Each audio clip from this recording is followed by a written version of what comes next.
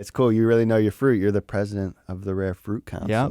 How long has that even been going on, dude? Isn't that Since October, actually. Yeah. Oh, since you've been doing it since. No, but I'm saying like, how long is the organization? Oh, you know what?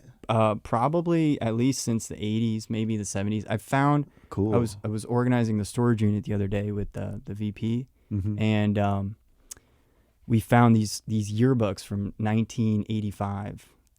That's amazing. And it was like real deal, like hardcore, like serious horticulturalists, like, you know, I bet. Richard Wilson, and, you know, Cool. Yeah, he made it. He started Excalibur. You know, Biggest that was like, tropical you know, fruit. Yeah. yeah, retail nursery. I mean, Right.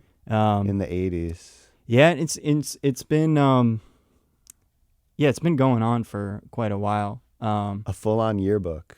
Yeah, with the committees and the notes and what was said and the different things that were passed and moved through, and, you know, there was a committee for the importation of exotic new plant material into Palm Beach County. You know what I mean? Yeah, Like, because there's people- laws. There's like, Right. they probably had to deal with that. right. So people were like bringing stuff in, you know, which is kind of cool. Super cool. Could be detrimental, but still kind of Yeah. interesting. Yeah. You know?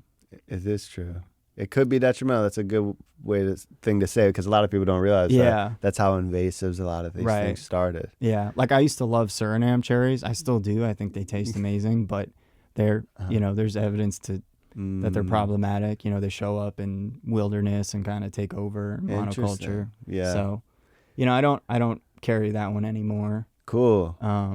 Yeah, the Suriname cherry, that's a good point. They are You know? a little aggressive. Yeah. But there's like that list that's like the Suriname cherry is probably aggressive, probably passion fruit too, you know, unless Passion you fruit, like, yeah. But like some stuff like it's not that, you know, like Right. they say some, you know, some of these are like invasive, and I'm like, I don't know. It's, you know, Yeah. I mean, you get down the range. You start, you know, something about Rare Fruit Council, and I've been a part of the Native Plant Society too. And got to see some amazing speakers of last year, and, you know, the botanists are just like, you know, you think you know what's going on, and it's, you know, the plants are just doing really strange things. Wow. You know. Yeah, I love meeting people that have been doing it a while. Yeah, you know, man. like people. Cool, same. People talk about breadfruit, for example. Like, oh, you can't grow breadfruit, and, you know, inland. I know someone that's been growing breadfruit for 17 years on 441. That's awesome. You know what I mean? In your council. And yeah, Dude, that's so cool. Yeah, you probably meet a bunch of cool cats. at yeah. those meetings. There's you can be creative. You know, It's true. Yeah. Yeah, man. We don't know it's possible. It's true. Like, So, and, you know, I'd say- times are changing. You know, when you talk to the old timers, you know, you couldn't grow jackfruit in the 80s in Southeast Florida. no way. 'Cause it was It too wasn't cold. a thing. No way. So that's, you know, that's another thing. It's like, you know, I don't know, is it climate change? Is it, did people, were they just seeding them out a lot, and then they got lucky and some kind of started to adapt? I mean, Yeah, I don't it's know. not, you know, there's so many things changing at once. So many things you know? changing. Yeah, it is. It was a warm winter, man. Yeah. Yeah, it's like, who knows? Well, you know, what people think about Palm Beach County is it's kind of a special spot in Southeast Florida because we have the lake.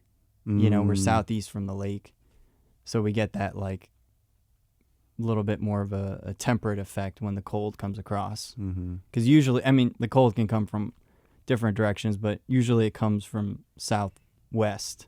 So when it passes over the lake, it kind of like warms up a little bit.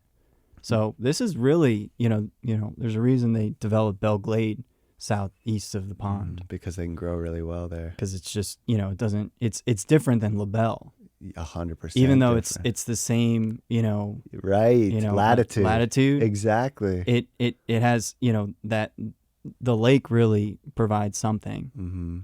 So it's really That's a good special. point. You know, even sometimes Homestead will get colder, you know. Interesting. I mean, don't quote me on it, but you Yeah. know.